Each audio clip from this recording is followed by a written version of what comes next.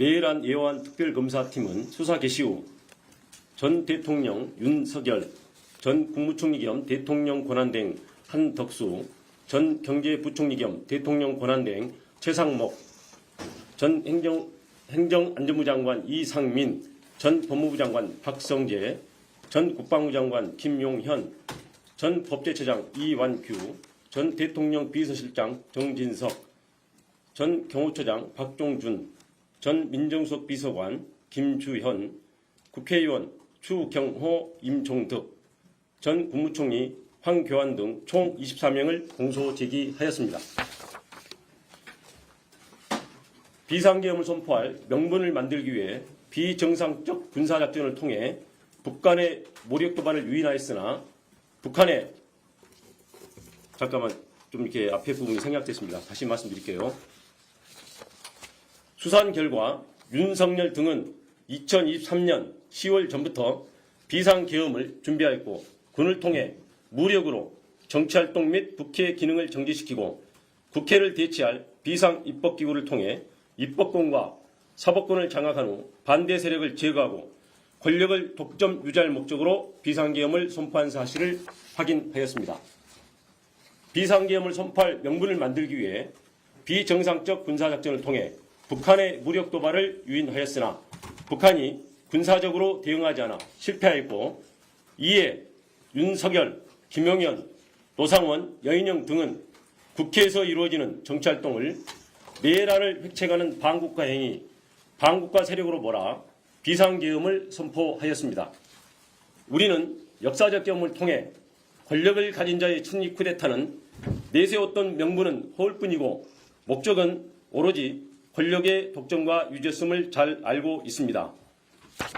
윤석열은 취임과 함께 대통령실을 용산 군기지 내 합동참모본부 청사 바로 옆 국방부 청사로 대통령 관저를 한남동으로 이전하였습니다. 그 결과 대통령이 군 지휘부와 함께 군 기지 내에 위치하게 되었고 대통령과 경호처장 지척에 국방부 장관과 합참의장 공간 등 주요 군 지휘부의 공간이 이치함에 따라 대통령과 군이 밀착되는 여건이 조성되었습니다. 특검은 김용현과 수시로 만나면서 계엄을 준비한 전 정보사령관 노상원으로부터 입수한 수첩과 방첩사령관 여인영의 휴대폰 메모 등 객관적 물적 자료와 관련자들의 진술을 통해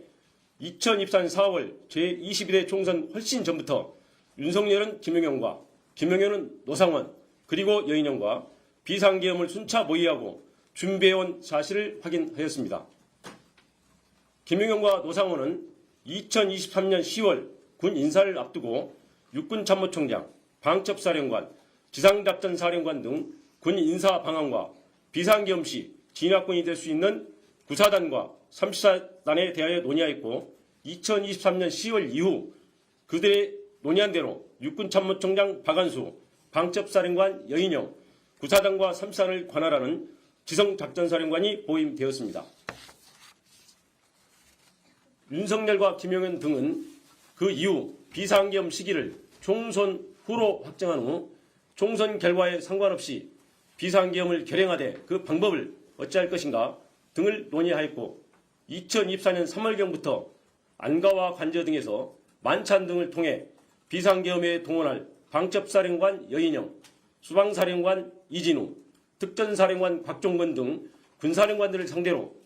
우호적이지 않게 전개되고 있는 정치 상황을 종북 좌파 등에 의한 국가적 이의 상황으로 인식하도록 유인하면서 군이 나서야 된다는 등 비상계엄 필요성에 대한 인식을 공유시키고 비상계엄에 대한 윤석열의 의지를 주지시켰습니다. 그 과정에서 윤석열과 김용현은 2023년 7월 나토 정상회의 참석을 마치고 들린 화해회에서 동행한 강호필 합참차장에게 한동훈은 빨갱이다. 군이 참여를 해야 되는 것 아니냐며 한동훈에 대한 적개심과 비상계엄의 필요성을 말하였고 이에 강호필이 국방장관 신원식 합참의장 김명수에게 윤석열의 발언을 보도하자 신원식은 김용현에게 계엄 반대 의사를 강하게 표명하였고 윤석열은 국방장관을 신원식에서 김용현으로 전격 교체하였습니다. 국방장관이 교체되자 야당은 비상계엄 선포를 강하게 제기하였고 대통령실, 김용현, 국무총리 한덕수는 거짓선동, 정치선동, 있어서도 안 되고 있을 수 없다며 비상계엄 가능성을 일축하였습니다. 그러나 김용현과 함께 비상계엄을 준비한 노상원은 2024년 9월 9일 정보사 관계자를 직접 접촉하여 특수요원 중 사격 잘하고 폭파 잘하는 요원 7, 8명 선발을 요청하는 등 인력 자출을 시작하였습니다. 그리고 적 행동이 먼저인 전시 또는 경찰력으로 통제 불가 상황이 와야 함, 단기간에 효과를 볼 수 있는 천재 이루의 기회를 찾아서 공략, 불안정 상황을 만들거나 또는 만들어진 기회를 잡아야 체면이 손상되어 대응할 수밖에 없는 타겟팅 등 여인영의 휴대폰 메모와 관련자들 진술을 통해 윤석열, 김용현, 여인영이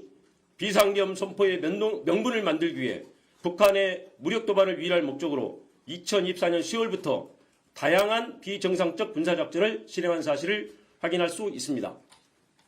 그러나 합참의 소극적 태도, 우크라이나 파병 등으로 북한이 무력 대응에 응하지 않아 비상계엄 명분 확보에 성공하지 못하였고,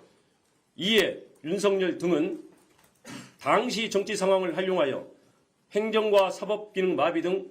계엄 선포 사유가 없음에도 야당의 입법 및 공직자 탄핵과 예산 편성을 행정과 사법 기능을 마비시키는 내란에 해당하는 반국가 행위로 몰아 반국가 세력을 신속히 척결한다는 명분으로 2024년 12월 3일 심야에 비상계엄을 선포한 것입니다. 김용현과 비상계엄을 준비한 노상원의 수첩에 차기 대선에 대비 모든 좌파 세력 붕괴, 행사 후 국회 정치개혁, 민심관리 1년 정도, 헌법 개정, 국가안전관리법 제정, 선거구 조정, 선거법 박탈, 최상목 지시 문건에 국회에 전입되는 예산 차단, 국가비상 입법기구 예산 편성, 이상민, 조지호, 김봉식 지시 문건에 5개 언론사 단전 단수, 민주당사 봉쇄, 여인영 메모에 정치인 체포 명단, 체포정 운영을 통해서 윤석열 등은 무력으로 정치활동 및 국회의 기능을 정지시키고 국회를 대체할 국가비상입법기구를 통해 입법권과 사법권을 장악한 후 반대 세력을 제거하고 권력을 독점 유지할 목적으로 비상계엄을 선포했음을 확인할 수 있습니다. 검찰총장 재직 시 집권당과 대립하다가 검찰총장직에서 물러나 2021년 6월 29일 대통령 출마 선언을 하면서 집권당을 거대 의석을 가지고 자유와 법치를 부정하는 세력으로 규정한 윤석열은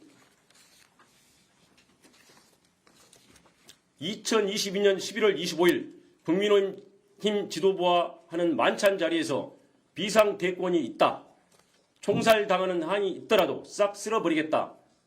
라며 정치적 반대 세력에 대한 적대감을 드러낸 사실이 있고, 2024년 7월 강호필 합참차장에게 자신이 법무부 장관으로 임명하였던 국민의힘 당대표 한동훈을 빨갱이다 라고 말하고, 2024년 10월 1일 군사령관들과의 만찬 자리에서는 한동훈을 잡아오라, 총으로 쏴 죽이겠다 라고 말하였으며 마음에 들지 않는 법관을 체포하려 하였습니다. 이러한 사실을 통해 윤석열이 신념에 따른 것이 아니라 자신을 거스르거나 반대하는 사람을 반국가 세력으로 몰아 비상계엄을 통해 제거하려 한 사실을 확인할 수 있습니다. 심지어 윤석열 등은 비상계엄과 국회 기능 정지의 명분을 만들기 위해 선관위에 무장 군인을 진입시키고 범죄 수사와 전혀 관련 없는 대북 작전을 수행하는 정보사 요원을 중심으로 수사단을 만들어 2024년 4월 총선 결과가 반대 세력에 의한 부정선거라고 조작하기 위해 그에 사용할 목적으로 사전에 야구방망이, 송곳, 망치 등 도기를 준비하기도 하였습니다. 우리 국민은 1980년 전두환 노태우 세력의 합수부가 권력 찬탈의 명분을 만들기 위해 반대 세력을 영장 없이 체포 감금하고 고문으로 사건을 조작한 역사를 생생히 기억하고 있습니다. 결국 윤석열은 2024년 4월 총선 전부터 비상계엄을 준비하고 북한의 무력 도발을 유인하여 비상계엄을 선포하려고 하였으나 실패하였고, 군을 통해 무력으로 입법권과 사법권을 장악한 후 정책 반대 세력을 제거하고 권력을 독점 유지할 목적으로 2024년 12월 전후의 정치 상황을 국정마비로 내세워 비상계엄을 선포한 것입니다. 이상입니다.